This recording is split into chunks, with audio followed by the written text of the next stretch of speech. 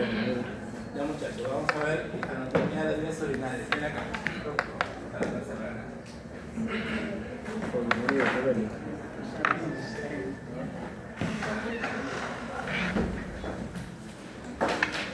Mira acá. Vamos a ver la anatomía del uréter.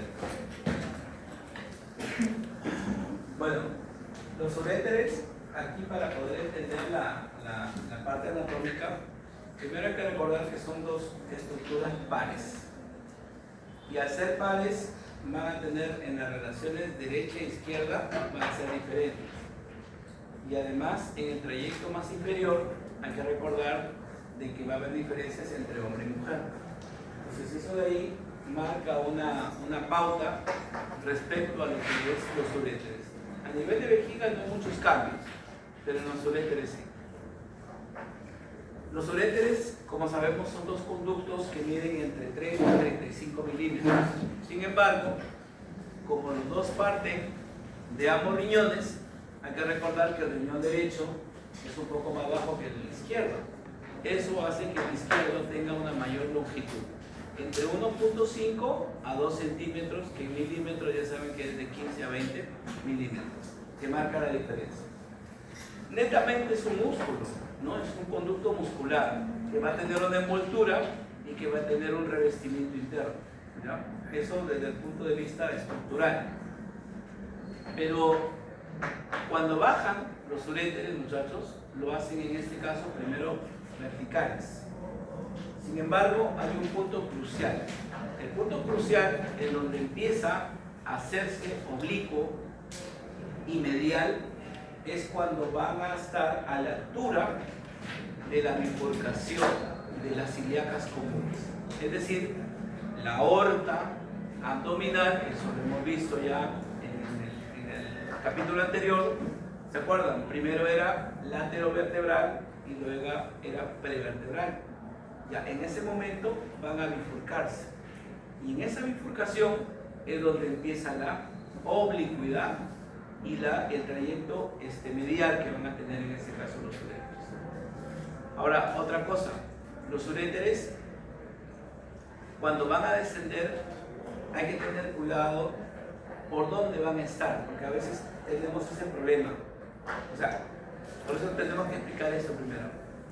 Cuando uno hace una laparotomía, recuerden que el término laparotomía significa incisión, corte, ¿ya? En este caso de la pared abdominal, haces el corte de la pared y sacas todas las vísceras abdominales. Pregunta, ¿qué se ve al fondo? Has sacado todas las vísceras, todas. ¿Qué se ve al fondo? No. ¿Cómo que la columna? ¿Tan rápido? ¿Qué ves al fondo? ¿Cómo que la aorta abdominal? ¿Cómo que la aorta abdominal? Ya sacaste todo ya. ¿Qué se ve al fondo? Lo que se ve al fondo es la pared posterior, pero que está revestida de peritoneo parietal. Peritoneo parietal. ¿Y dónde están los riñones? Detrás de ese peritoneo. Ya, ahora haz algo. Ponte detrás, ya. Yo ya estoy aquí. Aquí está el peritoneo parietal. ¿Saben o no? Ya, este peritoneo tiene dos caras. Una cara anterior que te está mirando y como yo estoy detrás, estoy en mi cara posterior. ¿Correcto? Entonces, ¿qué es lo que está inmediatamente adelante de los uréteres? La cara posterior del peritoneo parietal. ¿Estamos de acuerdo? Ahora, esto es largo, por supuesto. Por lo tanto, en cualquier parte del trayecto que nosotros vamos a revisar, vamos a encontrar esa primera relación inmediata. ¿Ya? Adelante de los uréteres, no importa el trayecto, vamos a encontrar por la pared posterior del peritoneo parietal. ¿Estamos de acuerdo?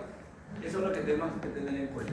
Ahora, en algún momento vas a escuchar que el uréter se relaciona, por ejemplo, con el duodeno. pero no está en contacto con el duodeno, sino que es una relación más próxima, es decir, delante de, pero no es que va a estar en contacto directo, ¿correcto? ¿Ya? Entonces es una proyección que va a tener este tipo de relaciones. Así que por eso se habla del concepto de relación, es decir, una relación viene a ser la proximidad que tiene el uréter con ciertas estructuras, pero no es que sean simplemente de manera íntima, no es así, ¿ya? Bien, ahora, y finalmente hay que recordar que como músculo que es, tiene un peristaltismo. Y el peristaltismo, muchachos, tiene que ver con varias cosas. ¿Por qué? Ese movimiento va a permitir que ese flujo urinario pase, bacán. Pero este uréter tiene estrechamientos. Desde que empieza, se une a quién? A la pelvis renal, arriba. Y eso se llama el estrechamiento pielo-ureteral. Pero luego va a haber un contacto con los vasos ilíacos. Y ese viene a ser el segundo estrechamiento. ¿Cuál es el tercero? Cuando va a penetrar a la vejiga, o sea, en la porción intramembranosa, ¿ya? Intramural, que se le llama también. Ahí viene el tercer estrechamiento. Entonces, ¿eso con qué juega? Con la fisiopatología del cálculo renal. Acá siempre se utiliza un término, impactarse. El cálculo se impacta en su trayecto que va a descender el cálculo a nivel de los estrechamientos, se impacta. Es como si chocara y se obstruye. Y obviamente el movimiento del peristaltismo es lo que va a provocar que justamente al entrar en contacto la mucosa con este cálculo genera un dolor. Pero recuerden que el dolor de vísceras huecas se llama dolor cólico, ¿ya? Por eso es que no podemos hablar de cólico renal, sino de cólico ureteral, ¿ya? Y no confundirlo con este famoso dolor, ¿no? Que es un dolor hincada y que cambia con la postura. Oye, me duele acá, en la parte lateral, yo me agacho y me duele más. Yo cambio de posición y me duele más. Eso no es un dolor renal o ureteral, porque el dolor es tipo cólico que no se modifica con el movimiento. Y además porque su intensidad, normalmente se utiliza un producto. Si alguna vez ha sido por una causa de un dolor de este tipo y te han colocado orfenadrina, la palabra orfenadrina es un relajante muscular, es porque están pensando en una contractura. Pero si te han puesto antiespasmódicos o te han puesto tramal, el tramal ustedes saben que es un producto, un analgésico de amplio espectro, definitivamente es porque se estaba pensando en un cólico renal. Y obviamente, como te digo, eso de acá va a continuar y siguiendo con el trayecto del cálculo, pero la fisiopatología va a partir justamente de esta anatomía. Bien, seguimos, mira acá. Esta es su estructura. Tiene una túnica adventicia, una túnica muscular y una túnica mucosa. La adventicia, para entenderla, arriba y abajo. Arriba va a estar cubierta por la cápsula del riñón y abajo por una capa celular que proviene de la vejiga. Nada más. Esa es la forma en cómo va a envolverse esta estructura. Pero la parte medial, en este caso la parte netamente muscular, aquí hay que tener cuidado con esto, porque estas fibras circulares, chicos, primero son circulares, pero luego se van haciendo helicoidales para finalmente hacerse longitudinales. O sea, la disposición no es una sola, tienen en este caso que ser cambiante. Por eso se menciona que a veces es elipsoidal o elipsoidea esta disposición. Estas van a formar un esfínter, pero no es un esfínter en este caso funcional, simplemente por el rodete o por la forma que tienen.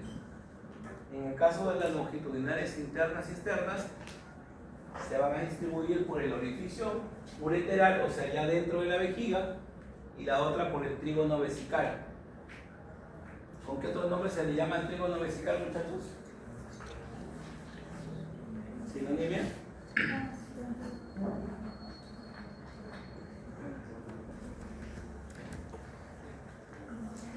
El trígono desvietado. También se le conoce así a esta unión de los dos orificios ureterales, ¿no? Con el uretral abajo. Bien. ¿Y la túnica mucosa con qué tiene que ver? Recuerden algo, ¿no? Toda la vía urinaria tiene el mismo epitelio. Se le llama polimorfo de transición o urotelio. ¿Y por qué se le llama polimorfo?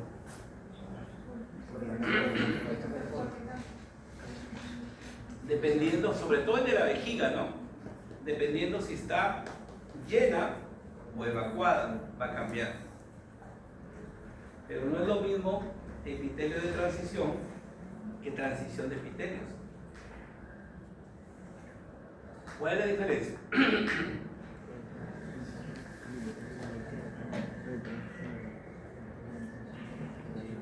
Transición de epitelios es cuando cambia de un tipo de epitelio a otro la unión gastroesofágica. El epitelio del esófago poliestratificado plano no queratinizado. El epitelio del estómago, ¿qué es? Cilíndrico. Si algo produce una afectación en esa unión, por ejemplo, ahí se forma el esófago de Barrett, que es una lesión preneoplásica, y la otra es en el cuello uterino. El cuello uterino cambia de dónde? La vagina es poliestratificado plano, no queratinizado, y el útero cilíndrico. Pero a nivel del cuello hay una alta mitosis. Por ejemplo, ahí participa el virus del papiloma humano y te puede generar también, ahí ya no es premaligna, ¿no? Sino es una lesión maligna, ya el cáncer de cuello uterino. Eso era un poco aclarar la diferencia entre epitelio de transición y transición de epitelio.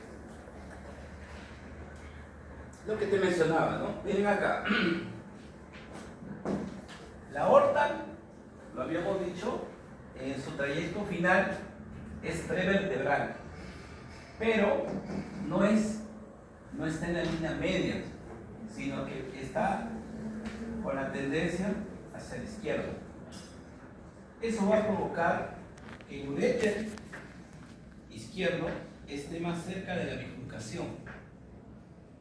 En cambio, el derecho no va a alcanzar la bifurcación.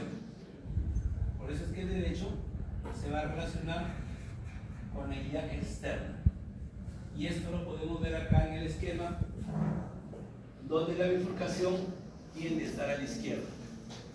Y acá los uréteres lo van a cruzar, decía, pero de una manera distinta. De una manera distinta. Ahora vamos a ver las diferentes porciones. ¿Cuántas porciones tiene el uréter? 3. Abdominal, pelviano, intramural.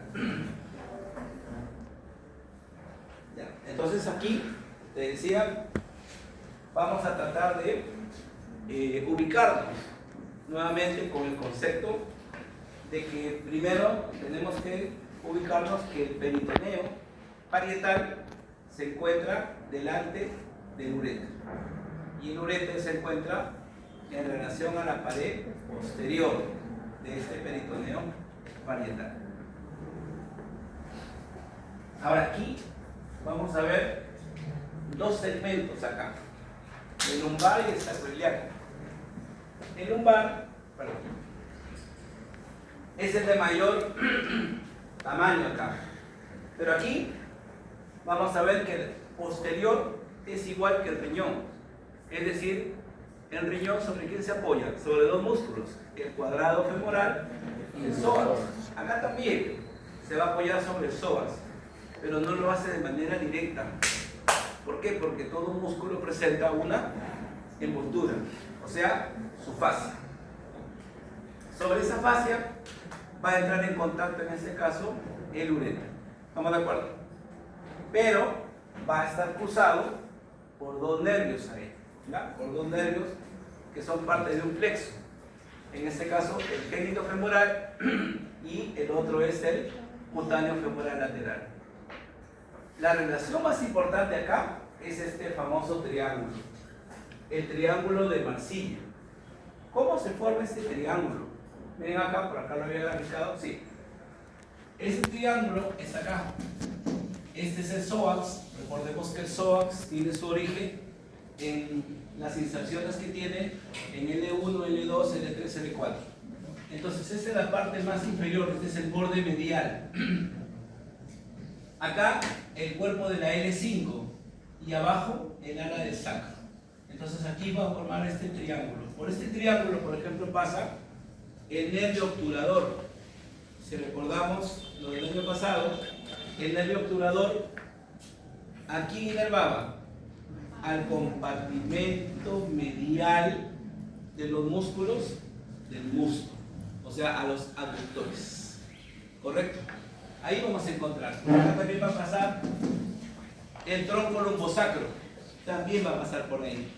¿Ya? Entonces, hay diferentes estructuras vasculonerviosas, pero recuerda, el uréter pasa lateral a este triángulo. Aquí vamos a ver una imagen donde se ilustra mucho mejor, ¿ya?, esa relación. Ahora mira acá, medialmente, aquí ya, en esta parte ya es sencillo. ¿Por qué? Porque aquí ya sabes que en la columna, que la columna es central, ya sabes que ¿quién se encuentra a la izquierda? La aorta, y a la derecha la vena cava inferior. ¿Sí? Adelante, aquí, hace rato que lo vengo diciendo, ¿quién está? La pared posterior, correcto. ¿De quién? Del peritoneo parietal. Pero, miren acá, recuerda esto. En esta parte, de lo que es la parte digestiva, el duodeno, como ya sabemos, tiene 4 porciones, ¿no? La porción oblicua, la porción descendente, por donde va a llegar, por ejemplo, el colédoco, ¿no? La porción horizontal y la porción ascendente. Aquí termina el duodeno y acá viene el yeyuno, o sea, esta es la unión duodeno-yeyunal, y aquí se forma un arco o ángulo, el famoso arco de Treis, y esta es la flexura, en este caso del duodeno. Entonces eso es lo que me está hablando en esta parte. A la derecha, la flexura del duodeno, y a la izquierda, el arco de Treis, ¿ya? El arco de Treis. Y finalmente, en la parte más lateral, esto de acá, ¿no? Recuerda que sigue bajando, o sea, voy a tratar de ampliarlo acá para que se pueda entender esto de acá. Mira, acá este es el marco colónico. Si nosotros recordamos esto, acá vendría a estar acá, ¿no? Ahí, ¿sí? El marco colónico. Está descendiendo el uréter. Este es el colon ascendente, ¿correcto? Y este es el colon descendente. A eso se está refiriendo con lo que es más lateral, ¿ya? Con lo que es más lateral. Aunque esto, para el siguiente segmento, como esto sigue bajando, no olvidar que aquí está el ciego, acá está el apéndice vermicular, ¿no es cierto? Y acá está el sigmoides, ¿no es cierto? El colon sigmoides. Y esto hay que tomarlo en cuenta cuando siga descendiendo. A esta región se le llama la región seco. Seco viene del cielo, seco apendicular, y este es el mesocolon del sigmoides, que va a estar acá. Cuando veamos entonces el uréter sacroiliaco.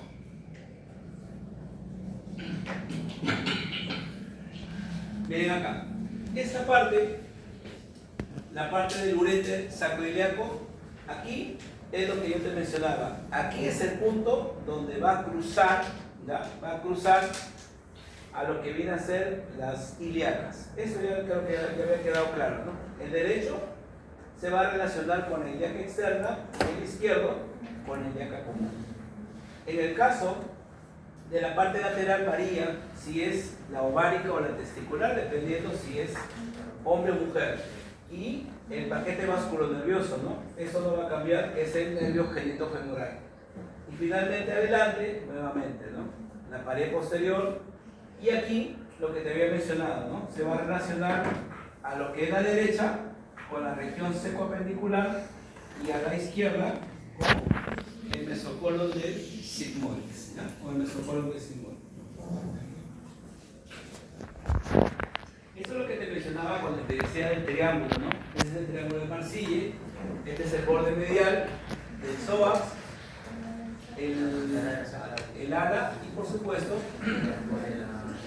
no olvidar que el psoas con el ilíaco, que ya sabemos que el ilíaco es el de acá, se juntan para formar el ilioxoas para insertarse en el trocánter menor. Y ese es el contenido, ¿ya? El contenido que va a estar pasando por ese triángulo. Recordemos que el diente pasa lateral. Bueno, la porción pelviana, la segunda porción.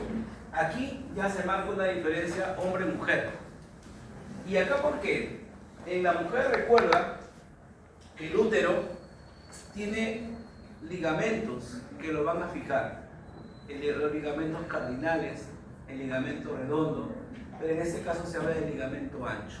Entonces, un poco para entenderlo, aquí el ligamento ancho tiene una forma oblicua, hacia adelante. Por lo tanto, acá el uréter primero está detrás.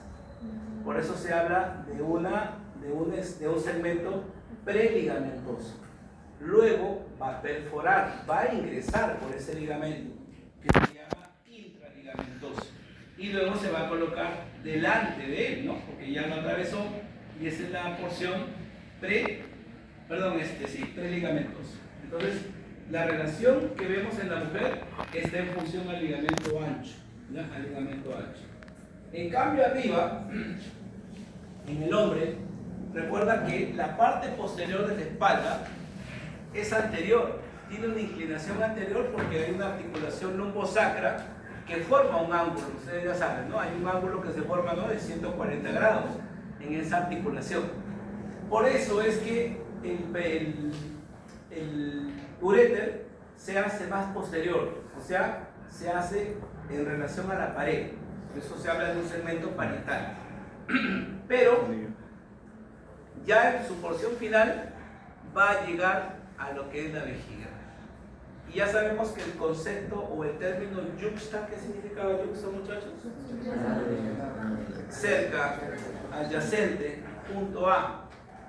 ¿Ya? Ahí es donde viene un cambio importante, muchachos. Miren, cuando llegan los uréteres por su parte posterior, si uno observa solamente a los uréteres desde fuera, se dice que la distancia que hay entre ambos uréteres es de 4 centímetros.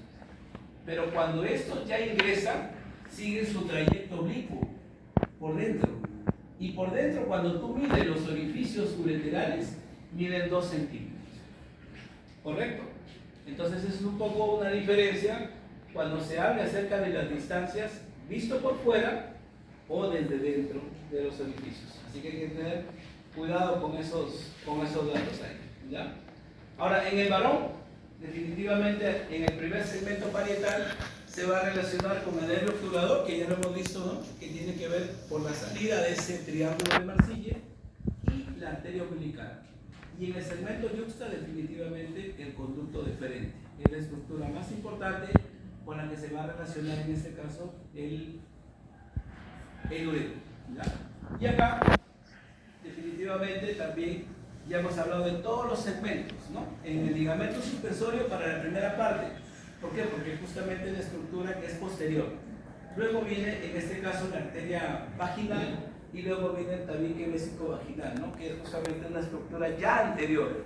Por eso se relaciona en esta parte preligamentosa, ¿no? Finalmente, muchachos, la porción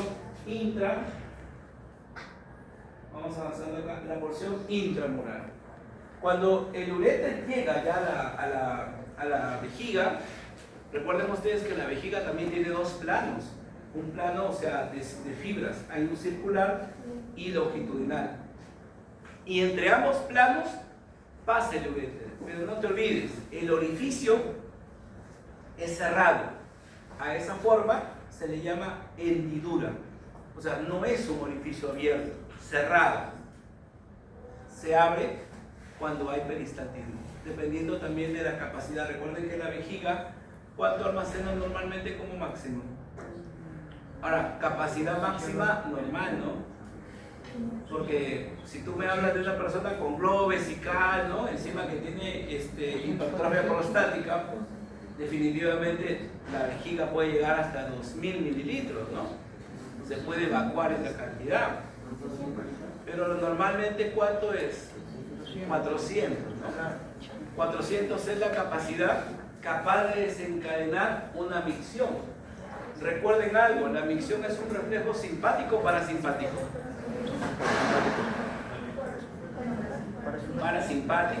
Parasimpático. ¿Y quién inerva a la vejiga? Los nervios que sacros, ¿no? S2, S3, S4, justamente forman parte de esa inervación. ¿Ya? Ahora, ¿algo más? Bueno, ya cuando se abre, lo que te había mencionado, y ahí está, ¿no? Los dos orificios ureterales distan 2 centímetros, ¿no? Por afuera no distan 2, es 4, por dentro sí. Ahí viene el cambio acá. Y también van a formar, bueno, nuevamente el trígono del etapa que ya te había mencionado. Bueno, vascularización. Aquí vamos a encontrar que la vascularización se va a dividir también en 2 segmentos acá. Vamos a encontrar las arterias ureterales largas y cortas. Las largas pueden ser superiores e inferiores. Y arriba derivan, obviamente, desde su trayecto que inician por la rama de la arteria renal y luego de la umbilical. Mientras que las cortas van a depender si es varón o mujer, ¿no? Varón o mujer. En el caso de los nervios que van a llegar, ahí tenemos al nervio hipogástrico y a los plexos. Por eso que te mencionaba, ¿no? La rica inervación que tiene el uréter es bastante amplia, ¿no? Y eso justamente explica la fisiología de cómo una estructura, en este caso obviamente bastante longitudinal, ¿no? Pero que te puede provocar un dolor que es clásico. O sea, aquí aparece la famosa puño-percusión. Si es que alguna vez has estado en una consulta, ¿no? Y te has sentado y han utilizado, ¿no? Este puño y te han golpeado acá, ¿no es cierto? Ahí, puño-percusión se llama eso, pero despacio, pues no seas tosco de verlo. La puño-percusión y te desencadena al toque un dolor, definitivamente. Y lo otro se llaman puntos renoureterales. Es el ombligo y te presionan a 2 centímetros, ahí. Hundimiento directamente y eso te desencadena un dolor, ¿ya? Siempre se evalúa por fuera los puntos renoureterales superiores medios. Los inferiores no, porque es por vía, en el varón imagínate, ¿no? La vía mejor no te la digo porque no te va a gustar, ¿no? Entonces, solamente se evalúa los superiores y los medios. O sea, solamente con esa evaluación podemos determinar automáticamente si se trata de este problema, ¿no? Pero es para ver afección de vías urinarias. No confundamos también el concepto tenesmo. ¿Qué es tenesmo?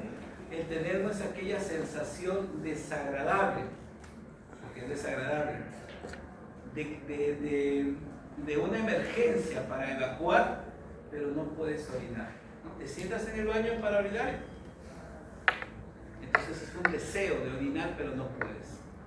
Eso que traduce una cistitis, o sea, una inflamación de la vejiga, ¿no? Inflamación de la vejiga. Pero no olvidar que la cistitis, porque aquí hay varios cuadros, ¿no?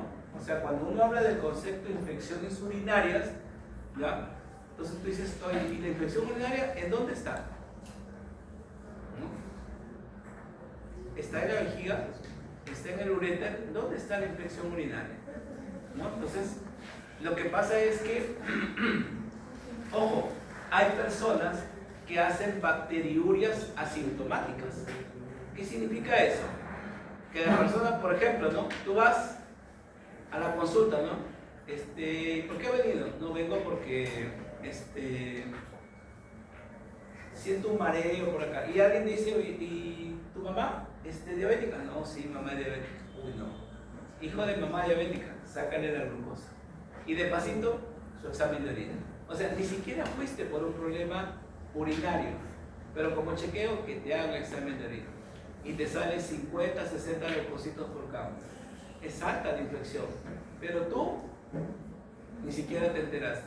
Eso es lo peor, tener una infección y que seas asintomático. ¿Sí me dejo entender? Eso se llama bacteriuria sintomática. Pero ya cuando es sintomática, ya se genera, en este caso, el dolor respectivo. Pero cuando es netamente infeccioso, o sea, parte baja, el dolor es debajo del ombligo, muchachos, debajo. Pero cuando uno piensa en cálculo, viene de esta naturaleza acá, de esta forma. ¿Ya? Antes de eso,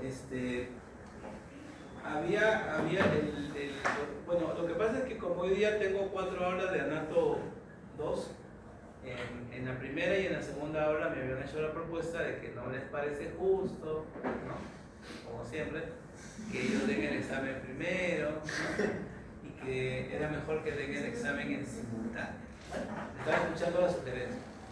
Entonces, que debería ser todos juntos, pero para que se den todos juntos, considerando las fechas y los cruces que ustedes puedan tener, tenía que ser un domingo para empezar, ¿no?